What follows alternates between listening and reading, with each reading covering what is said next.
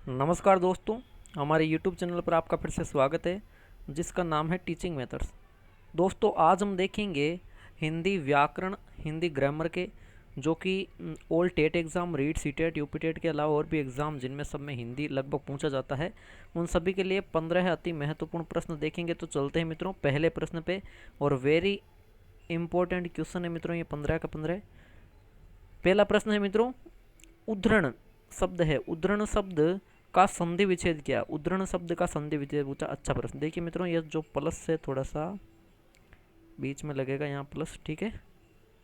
ये क्या है कि टाइप करने में जो पीडीएफ में नहीं लगता है। तो देखिए मित्रों पहला है उद प्लस रण, उत प्लस धरण, उत प्लस हरण या उद प्लस धरण। तो देखिए मित्रों इसका आपको बता दूं मैं, उद्धरण जो शब्द है इसका सही संधि विच्छेद हो जाएगा विकल्प नंबर 3 यानी कि उत प्लस हरण। उत प्लस हरण, उद्धरण का हो जाएगा उत प्लस हरण। अब इसका क्या नियम है मित्रों, देखिए इसका यह नियम है कि यहाँ पे जैसे वर्ग में पहला अक्षर आ रहा है, ठीक है, पहला अक्षर है ते, और पहले के बाद यहाँ पे मित्रों है आ जाए, क्या आ जाए, है आ जाए, ठीक है। और यहाँ पे है आ रखा है ना। पहले वर्ग के पहले अक्षर में, पहले अक्षर के बाद में यहाँ पे है आ जाए तो क्या होता है, पहला तो बदल जाता है मित्रों तीसरे में और है बदल जाता है चौथे में। याद रखना, किसी भी वर्ग का पहला अक्षर आए, ते पहला पहला अक्षर है, ठीक है, और प्लस में है आ जाए, ये है यार, ठीक है। तो पहला बदलता है मित्रों तीसरे में और है बदलता है मित्रों चौथे में, ठीक है। तो यही हुआ है। अब देखो ते तो बदला है किसमें, ये ऊ का तो ऊ आ गया, ते आधा है, ये तीसरे में बदला है तो मतलब दे आधा आ जाएगा, ठीक है बदल जाएगा चौथे में। चौथा क्या होता है तेवर का ध, ये ध, और फिर बाकी का रण बचा, ये उदरण लिख दिया मैंने यहाँ पे। बिल्कुल व्यंजन संधि का ये शब्द है मित्रों। तो दोस्तों प्रश्न संख्या 1 में विकल्प नंबर 3 सही उत्तर हो जाता है। आगे चलते हैं मित्रों प्रश्न संख्या 2 पर। बहुत ही महत्वपूर्ण प्रश्न है और अच्छे प्रश्न है लेवल के बिल्कुल। निम्न में से कौन सा शब्द अशुद्ध है मित्रों? अच्छा प्रश्न है, निम्न में से कौन सा शब्द अशुद्ध है, अशुद्ध वर्तनी का शब्द कौन सा है, ये प्रश्न पूछा गया मित्रों, ठीक है। अनुसुईया, कालिदास, कौशल्या, अहिल्या। तो देखिए मित्रों अहिल्या ही शुद्ध होता है ना। आप देखोगे कि अहिल्या, तो अहिल्या क्या है मित्रों, अहिल्या गलत है, ठीक है, अहिल्या शुद्ध है। इसके अलावा बात करूं मित्रों अनुसुईया, ये भी शुद्ध है। अब आपको दो विकल्प में कन्फ्यूजन होगा, कालिदास आएगा या कौशल्य आएगा। तो मित्रों ये कालिदास है, ये गलत है। क्यों? क्योंकि शुद्ध कालिदास लिखा जाता है मित्रों इस प्रकार, ये छोटी मात्रा आएगी कालिदास में, ठीक है, छोटी मात्रा आएगी कालिदास में, ये शुद्ध हो जाएगा, ये गलत है मित्रों, ठीक है। तो ये इसका उत्तर हो जाता है। बाकी कौशल्या की बात करूं मैं, तो कौशल्या वैसे लिखने में कौन किस प्रकार लिखा जाता है, इस प्रकार लिखा जाता है, ठीक है। तो आपको बता दूं लिखित में दोनों ही सही है, ये से भी सही है और ये से भी सही है। इसी प्रकार आपको बता दूं जैसे कैलाश शब्द है, कैलाश, है ना, तो लिखित में कौन सा आता है, ये नीचे वाला आता है, ये भी सही है। लेकिन प्राथमिकता कहूँ तो ये प्राथमिकता होगी इसको, ठीक है, इसको प्राथमिकता होगी मित्रों। हाँ अगर ऐसे कह दिया जाए कि भाई ये कौशल्या, तो ये बिल्कुल गलत है, ये कौशल्या है, ठीक है। तो यहाँ पे कालिदास हो जाएगा बिल्कुल।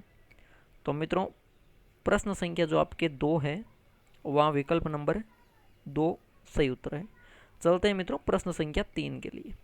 किस विकल्प में बहुब्रीहि समास है? एक और अच्छा प्रश्न है मित्रों, बहुब्रीहि समास की पहचान करनी है कि किस विकल्प में बहुब्रीहि समास है। बहुब्रीहि समास किस में होता है? बहुब्रीहि समास की बता दूं, न पहला पद प्रधान हो जिसमें, न पहला पद प्रधान, न दूसरा पद प्रधान, ना तो पहला पद प्रधान हो ना दूसरा पद प्रधान हो, पहला भी नहीं दूसरा भी नहीं, तो होना क्या चाहिए मित्रों, तीसरा पद प्रधान हो, तीसरा पद प्रधान हो। वो क्या होता है, वो बहुब्रीहि समास होता है मित्रों, ठीक है।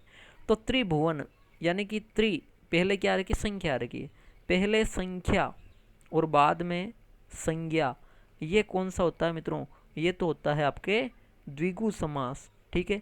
तो त्रिभुवन तीन भुवनों का समाहार, ये द्विगु का है,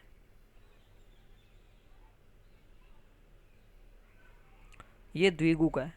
चौराहा चार राहों का या रास्तों का समूह, ठीक है, ये भी मित्रों द्विगु का है। नवरात्रि, नवरात्रियों का समूह या समाहार, ये भी द्विगु का है। विकल्प 4, 2 और पहले इसमें द्विगु है। यहाँ पूछा मित्रों बहुब्रीहि समास किस में है, तो बहुब्रीहि समास हो जाएगा मित्रों चतुरानन, यानी कि 4 है आनन जिसके, ये विशेष अर्थ में हो गया मित्रों, है ना। 4 है आनंद जिसके, ये क्या हो गया, ये विशेष अर्थ में हो गया। किसके है 4 आनंद मित्रों, ब्रह्मा जी के। तो वो तीसरा अर्थ आ जाता है। एक आ जाता है 4 यानी चतुर, दूसरा आ जाता है आनंद, और तीसरा आता है ब्रह्मा यानी तीसरा पद यहाँ पे प्रदान हो जाता है मित्रों, वो बहुब्रीहि समास कहलाएगा। दोस्तों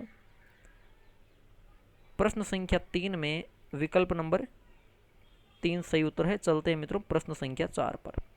छात्रा ने ओजपूर्ण कविता सुनाई, वाक्य में उद्देश्य। एक और अच्छा प्रश्न कि छात्रा ने ओजपूर्ण कविता सुनाई, वाक्य में उद्देश्य। देखिए वाक्य के घटक कितने होते हैं मित्रों, 2 घटक होते हैं।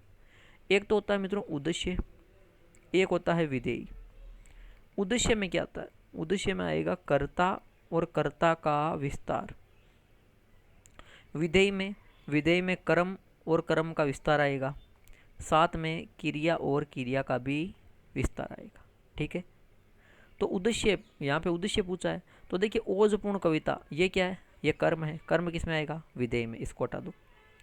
ओजपूर्ण कविता सुनाई, अब ओजपूर्ण कविता सुनाई यानी कि कर्म का विस्तार, क्रिया विस्तार, ये भी विधेय है। ये भी क्या है, विधेय है।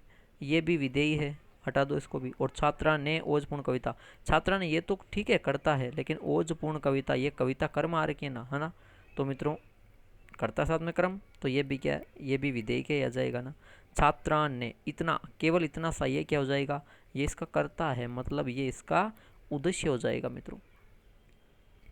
दोस्तों प्रश्न संख्या जो 4 है आपके, वहाँ विकल्प नंबर 2 सही हो जाता है। चलते हैं मित्रों प्रश्न संख्या 5 पर। निम्न में से कौन सा विलोम युग्म सही नहीं है। अच्छा प्रश्न है, विलोम शब्दों का कौन सा विलोम जोड़ा है, युग्म है, वो सही नहीं है, यानी कि मित्रों कौन सा विलोम युग्म गलत है। क्या कह रहा है, गलत है। देखिए मूक वाचाल, संपन्न विपन्न, प्रशंसा शलाघा, जड़ या चेतन।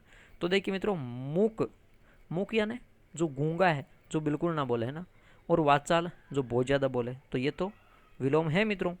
संपन्न विपन्न की बात करूँ, संपन्न कहते हैं ना कि वे संपन्न है, वे विपन्न है। संपन्न यानी कि वे सब तरीके से क्या है, सुविधापूर्ण है, वह अमीर है, और विपन्न यानी वह गरीब है, इसमें भी विलोम सही है। प्रशंसा शलाघा, ये विलोम क्या है मित्रों, गलत है। क्यों, क्योंकि प्रशंसा शलाघा दोनों क्या है, एक ही शब्द है। प्रशंसा या शलाघा का अगर विलोम बताऊं तो हो जाता है मित्रों निंदा। क्या हो जाता है, निंदा। प्रशंसा या शलाघा एक ही है, इसका विलोम हो जाता है मित्रों निंदा। ठीक है, याद रखना, वेरी इंपॉर्टेंट प्रश्न है ये। जड़ चेतन बिल्कुल सही है।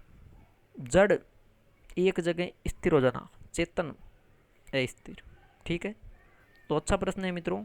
विकल्प 3 सही उत्तर हो जाता है प्रश्न संख्या 5 में। चलिए मित्रों प्रश्न संख्या 6 पे चलते हैं।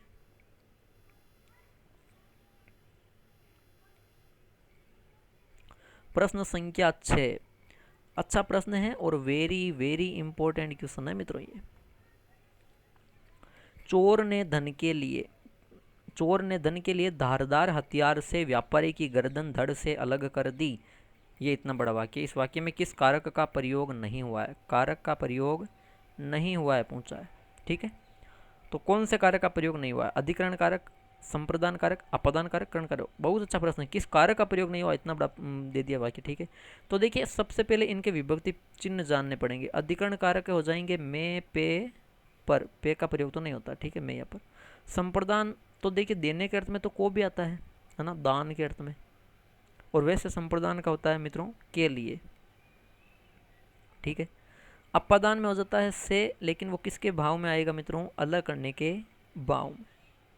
और करण कार्य की बात करूँ तो इसमें भी से आएगा, लेकिन वो से माध्यम या साधन के रूप में आएगा, माध्यम या साधन के रूप में। ठीक है, ये अब देखिए चोर ने, तो ये ने आया है, ये तो हो जाएगा कर्ता कारक, यहाँ पे तो इसकी बात ही नहीं हुई। ठीक है, के लिए आ गया, इसका मतलब के लिए ये रहा। ठीक है, के लिए ये रहा, इसका मतलब मित्रों संप्रदान कारक इसमें है। धारदार हथियार से आया है, ये धारदार हथियार से, तो वो हथियार क्या है, माध्यम या साधन है, माध्यम या साधन, इसका भी प्रयोग हो चुका है करण कारक। व्यापारी की तो मैं तो संबंध कारक है, ठीक है, यहाँ पर नहीं पूछा है। गर्दन धड़ से अलग कर दी, से अलग कर दी, ये रहा से अलग में कौन सा जाएगा मित्रों, अपादान कारक। में पेपर का प्रयोग कहीं पे भी नहीं हुआ है मित्रों, अधिकरण कारक का इस वाक्य में प्रयोग नहीं हुआ है। बहुत ही अच्छा प्रश्न है मित्रों। प्रश्न संख्या 6 में, अब देखिए घुमा के प्रश्न है, या बाकी जिसने पढ़ा है बिल्कुल कर देगा ना। प्रश्न संख्या जो 6 है मित्रों, वहाँ विकल्प नंबर 1 सही उत्तर है। चलते हैं मित्रों प्रश्न संख्या 7 पर। प्रश्न संख्या 7 बहुत अच्छा टॉपिक है, रीट में न्यू टॉपिक है मित्रों। वाक्यांश के लिए सार्थक शब्द, वाक्यांश के लिए एक शब्द वन वर्ड है ना चुनना है, कि जिसको थोड़ा ज्ञान हो। ये वाक्य है मित्रों, जिसको थोड़ा ज्ञान हो, जिसको थोड़ा ज्ञान हो। देखिए मित्रों, अल्पज्ञ में हो जाएगा अल्प धन अज्ञ, अल्प प्लस अज्ञ, अल्प यानी कम, अज्ञ यानी ज्ञान, कि जिसको थोड़ा ज्ञान हो वो क्या होता है, अल्पज्ञ कहलाता, ठीक है। ये इसका उत्तर हो जाता है मित्र। अनभिज्ञ की बात करूं, अल्पज्ञ तो इसका उत्तर हो जाएगा जिसको थोड़ा ज्ञान हो वो अल्पज्ञ हो जाएगा, ठीक है मित्रों। अनभिज्ञ की बात करूं तो अनभिज्ञ होता है जिसको ज्ञान नहीं हो, मतलब अनजान, ठीक है। अज्ञ, अज्ञ भी अनजान ही होता है मित्रों। और अभिज्ञ, अभिज्ञ का अर्थ होता है मित्रों जानकार, क्या हो जाता है, जानकार। तो सीधा सा प्रश्न है मित्रों, सरल प्रश्न है, ज़्यादा हार्ड नहीं है। प्रश्न संख्या 7 में विकल्प नंबर 1 सही उत्तर होगा। चलते हैं मित्रों प्रश्न संख्या 8 पर। अच्छा प्रश्न है मित्रों, समास से प्रश्न है ये प्रश्न संख्या 8। किस विकल्प में कर्मधारय समास प्रयुक्त नहीं है, कर्मधारय समास प्रयुक्त किस विकल्प में नहीं है। काला सांप, महात्मा, गजानन या नीलकमल। तो देखिए मित्रों, कर्मधारय समास में की विशेषता, जैसे इसमें देखिए विशेष्य विशेषण होते हैं, मूल रूप से ये याद रख लेना आप, विशेष्य और विशेषण आएंगे इसमें, ठीक है, विशेष्य और विशेषण।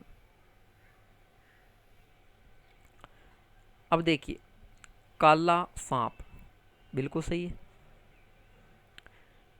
मित्रों, विशेषण विशेष्य मान लो, विशेष्य विशेषण एक ही बात, ठीक है। काला सांप बिल्कुल कर्मधारय समास का है, क्योंकि विशेष्य विशेषण है, सांप की विशेषता काला है ना। महात्मा, महान आत्मा बिल्कुल सही है ना। हाँ, ये याद रखना कि महात्मा में महान है जो आत्मा, है ना, महान है जो आत्मा, अर्थात किसकी आत्मा महान है, तो मित्रों ऋषि की है, तो वहाँ पे आप बहुब्रीही बताओगे, ठीक है, वो भी सही हो जाएगा। लेकिन याद रखना यहाँ कर्मधारय का पूछा है, ये भी हो जाएगा, ठीक है। नीला कमल या नीला है जो कमल, ये भी सही हो जाएगा, ठीक है। विकल्प 1, 2, 4 में कर्मधारय समास प्रयुक्त है। कर्मधारय समास किसमें प्रयुक्त नहीं है मित्रों, वो है गजानन। क्या, कि गज के जैसा है आनन। तो गज के जैसा है आनन, तो पहला शब्द तो हो गया गज यानी हाथी, दूसरा शब्द हो गया आनन, दो शब्द हो गए, ये पहला शब्द ये दूसरा शब्द आनन यानी मुख, गज के जैसा मुख है, तो तीसरा शब्द और बन के आ रहा है, किसका है, भगवान गणेश जी का, ठीक है, भगवान गणेश जी का है। इसका मतलब इसमें बहुब्रीही समास है मित्रों, क्या है, बहुब्रीही समास है दोस्तों। विकल्प 3 सही उत्तर है प्रश्न संख्या 8 में। चलते हैं मित्रों प्रश्न संख्या 9 पर। कलई खुलना मुहावरे का सही भावार्थ है। प्रश्न संख्या 9 है मित्रों, कलई खुलना मुहावरे का सही भावार्थ क्या है। तो देखिए कलई खुलना ये मुहावरा है, ठीक है, इसका सही भावार्थ बताइए। बर्तन की कलई उतर जाना, कली का खिलकर फूल बन जाना, ये कली में बड़ी आएगी, ठीक है। सब कुछ डूब जाना, रहस्य प्रकट हो जाना। तो मित्रों कलई खुलना, बर्तन की कलई उतर जाना नहीं है, कली का खिलकर फूल बन जाना ये भी नहीं है, सब कुछ डूब जाना ये भी नहीं है। इसका हो जाता है मित्रों रहस्य प्रकट हो जाना, यानी कि भेद सामने आ जाना, मतलब किसी की कलई या किसी की पोल खुल गई, ठीक है, पोल खुलना भी हो सकता है। प्रश्न संख्या 9 में विकल्प नंबर 4 सही उत्तर है मित्रों। प्रश्न संख्या 10 पे चलते हैं। निम्न में से कौन सा शब्द बहुवचन नहीं है, बहुवचन नहीं है पूछा है, कौन सा शब्द बहुवचन नहीं है, ये ध्यान रखो, नहीं है या है, सत्य असत्य, इन चीज़ों को ध्यान में रखो, यहाँ से बहुत ज़्यादा प्रश्न गलत होते हैं मित्रों सबके, ठीक है। तो बहुवचन नहीं है। बाल की बात करूँ मित्रों, ये बहुवचन है। प्राण की बात करूँ है ना। प्राण भी बहुवचन है, प्राण आपके प्राण निकल गए, ठीक है, उसके प्राण उड़ गए। बाल में देखो वैसे लगता है कि भाई बाल, उसका बाल टूट गया, नहीं। बाल नित्य बहुवचन शब्द है। बाल क्या है मित्रों, नित्य बहुवचन शब्द है। प्राण भी क्या है, नित्य बहुवचन शब्द है ना, हमेशा बहुवचन, इनका एक वचन बनता नहीं है। आंसू भी क्या है मित्रों, नित्य बहुवचन है। नित्य बहुवचन और देख लो, बाल, प्राण, आंसू, इसके अलावा दर्शन, भाग्य, होंठ, अक्षत, हस्ताक्षर, समाचार, ठीक है। ये शब्द क्या है मित्रों, ये सारे के सारे, लोग आ गया एक, है ना, ये सारे नित्य बहुवचन, इनका एक वचन नहीं बनता। जबकि जनता की बात करूं, जनता में आप देखोगे जनता तो बहुत सारी होती है, लेकिन मित्रों ये नित्य बहुवचन नहीं है, ये है मित्रों नित्य एक वचन शब्द। नित्य एक वचन शब्द जनता है। जनता के अलावा जैसे हवा, आग, दूध, वर्षा, पानी, जनता, सारे एक वचन है, नित्य एक वचन। मित्रों विकल्प 2 सही उत्तर है प्रश्न संख्या 10 में। चलते हैं प्रश्न संख्या 11 पर। संस्कृत के शब्द जो हिंदी में परिवर्तित हो गए हैं कहलाते हैं। अच्छा प्रश्न है, संस्कृत के ऐसे शब्द जो हिंदी में बाद में परिवर्तित हो गए वो क्या कहलाते हैं मित्रों। तद्भव शब्द, तत्सम शब्द, देशज या विदेशी। तो मित्रों तद्भव, तो इसका होता है तत् प्लस भव। तत्सम का हो जाएगा तत् प्लस सम। देखिए मूल रूप से संस्कृत से फिर है ना परिवर्तित हुआ, ठीक है, संस्कृत से। तो तत् यानी उसी के सम यानी समान, उसी के समान यानी संस्कृत के समान ही चलते हैं ना, तो तत्सम, संस्कृत के समान ही चलते तत्सम हो जाएंगे, ठीक है। जैसे मैं बता दिया, अग्नि बता दिया मैंने, ठीक है। तद्भव, तत् यानी उसी के, भव यानी उत्पन्न, उसी से उत्पन्न हुए फिर संस्कृत शब्द जो हिंदी में परिवर्तित हो गए हैं वो कहलाएगा, जैसे अग्नि का आग हो जाएगा, ठीक है। दोनों शब्द मैंने समझा दिए। तो जो हिंदी में परिवर्तित हुए हैं वो कौन से मित्रों, वो तद्भव हो जाएगा। देशज, इनकी उत्पत्ति कैसे हुई कुछ भी पता नहीं है ना। उत्पत्ति किस प्रकार हुई कुछ भी पता नहीं है। मन गढ़ंत शब्द है, मन गढ़ंत शब्द कह सकते हैं इनको, कि मन से ही ये जब जब आवश्यकता पड़ी मन गढ़ंत शब्द बना लिए, है ना, जैसे खिचड़ी, बाजरा, मुक्का, ऐसे सब, ठीक है। विदेशी यानी कि बहुत सारी जो अन्य भाषाएं हैं, जैसे अरबी, फारसी, है ना, अरबी हुई, फारसी हुई, उर्दू हुई, अंग्रेजी हुई, इन शब्द के जो होते हैं वो विदेशी हो गए, ठीक है, अन्य भाषाओं के। ये जो 4 प्रकार है मित्रों शब्दों के, तद्भव है, तत्सम है, देशज है और विदेशी है, ठीक है। याद रखना मित्रों शब्दों में ये उत्पत्ति या यूँ कहूँ उद्भव, है ना, उत्पत्ति या उद्भव के स्रोत के आधार पर इनका निर्माण हुआ। याद रखना, ये वेरी इंपॉर्टेंट, कभी कभार पूछ लेते हैं ना। तो दोस्तों प्रश्न संख्या जो 11वां है वह विकल्प नंबर 1 सही हो जाता है। चलते हैं मित्रों प्रश्न संख्या 12वें पर। प्रश्न संख्या 12वां है, देखिए दोस्तों क्या है कि निम्नलिखित में से वह शब्द जो उभयलिंगी है, उभयलिंगी यानी कि दोनों लिंगों में, ठीक है। तो देखिए मित्रों ऐसा कौन सा शब्द है जो उभयलिंगी है, दोनों लिंगों में, पुल्लिंग भी है स्त्रीलिंग भी आ जाता है ना। उभयलिंगी मतलब जो पुल्लिंग भी हो सकता है या स्त्रीलिंग भी हो सकता है। एकादशी, एकादशी शब्द स्त्रीलिंग आपको पता, तिथियों के नाम है प्रथमा द्वितीय एकादशी ना। दही शब्द याद रखना, दही शब्द मुख्यतः पुल्लिंग है, वेरी इंपॉर्टेंट है, बहुत बार पूछा जाता है, बड़ी ई लगती है तो वो स्त्रीलिंग होते हैं, लेकिन दही में याद रखना। जैसे मोती आ गया, ये पुल्लिंग है। महिला, महिला तो स्त्रीलिंग है आपको पता है। लेकिन प्रधानमंत्री बात करूँ, प्रधान, देखिए जो पदवाची शब्द है ये क्या है, पदवाची शब्द, यानी जो पद होते हैं ना पदवाची शब्द, जैसे प्रधानमंत्री, राष्ट्रपति, मुख्यमंत्री, है ना, अध्यक्ष, ऐसे शब्द क्या हो गए मित्रों, मुख्यमंत्री वगैरह, राज्यपाल। इन शब्द में देखिए प्रधानमंत्री महिला भी हो सकती है, पुरुष भी हो सकता है, तो ये उभयलिंगी हो जाता है मित्रों, ठीक है। तो दोस्तों विकल्प नंबर 4 सही उत्तर है प्रश्न संख्या 12वें में। चलते हैं मित्रों प्रश्न संख्या 13वें पर। प्रश्न संख्या 13वां देखिए, निम्न में से कौन सा शब्द सेना का पर्यायवाची नहीं है। अच्छा प्रश्न है, कौन सा शब्द है जो सेना का पर्यायवाची नहीं है, पूछा है। सेना का पर्यायवाची कौन कौन से, तो देखिए अनिक ये सेना का पर्यायवाची है, कटक ये भी है, चम्मू ये भी है। इसके अलावा और बता दूं मैं, अनिक के अलावा जैसे अनिक, एक तो अन्नी हो जाएगा, ठीक है, एक हो जाएगा मित्रों अनिकिनी, अन्नी, अनिक, अनिकिनी। इसके अलावा हो जाएगा दल, सेना है तो सेना का एक सैन्य भी हो जाएगा, वाहिनी भी हो जाएगा, ठीक है। ये सारे क्या होंगे, ये सेना के पर्यायवाची होंगे। ठीक है, जबकि पनग की बात करूं मित्रों, ये सेना का पर्यायवाची नहीं है, पनग है मित्रों सांप का पर्यायवाची। ठीक है, सांप हो गया, सर्प हुआ, नाग हुआ, भुजंग हुआ, अहि हुआ, व्याल कह सकते हो, विषधर कह सकते हो, फणीधर कह सकते हो। ये सारे किसके हैं मित्रों, पन्नग। एक उरग भी हुआ है ना, ये सब सांप के हैं मित्रों। ठीक है, तो अच्छे यहाँ पे 2 प्रश्न बन गए। तो मित्रों प्रश्न संख्या जो 13वां है वहाँ विकल्प नंबर 4 बिल्कुल सही उत्तर है। चलते हैं मित्रों प्रश्न संख्या 14वें पर। माधव शब्द में कौन सा प्रत्यय है, माधव शब्द में कौन सा प्रत्यय है, माधव शब्द में कौन सा प्रत्यय है, प्रत्यय पूछा पीछे लगता है। तो ज़्यादातर बच्चे करेंगे वे, लेकिन वे है मित्रों गलत।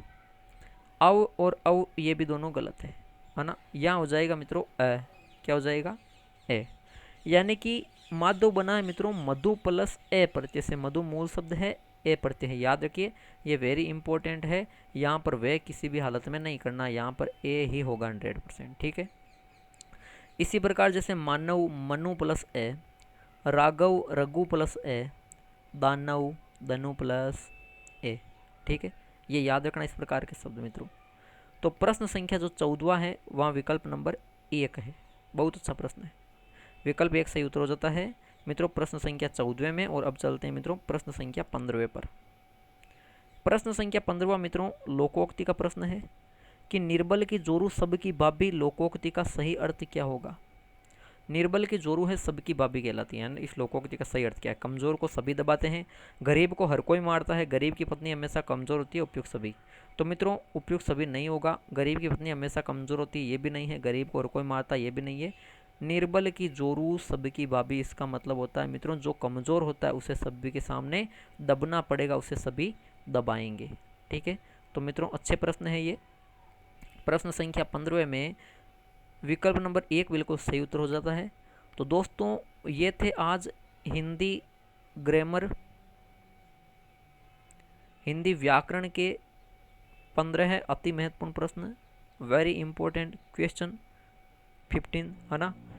तो आशा करता हूँ वीडियो बिल्कुल अच्छा लगा, तो वीडियो को लाइक करना नहीं भूलें। अच्छा नहीं लगा तो बिल्कुल डिसलाइक भी कीजिए। कमेंट बॉक्स में ज़रूर आपका कमेंट स्कोर कीजिए कि 15 में से आपके कितने प्रश्न सही हो रहे हैं और क्या कमी है, सुझाव भी दे सकते हो आप कमेंट बॉक्स में बिल्कुल। वीडियो को ज़्यादा से ज़्यादा शेयर कीजिए और हमारे चैनल को जिन्होंने सब्सक्राइब नहीं किया पहले सब्सक्राइब कीजिए। ठीक है दोस्तों, धन्यवाद।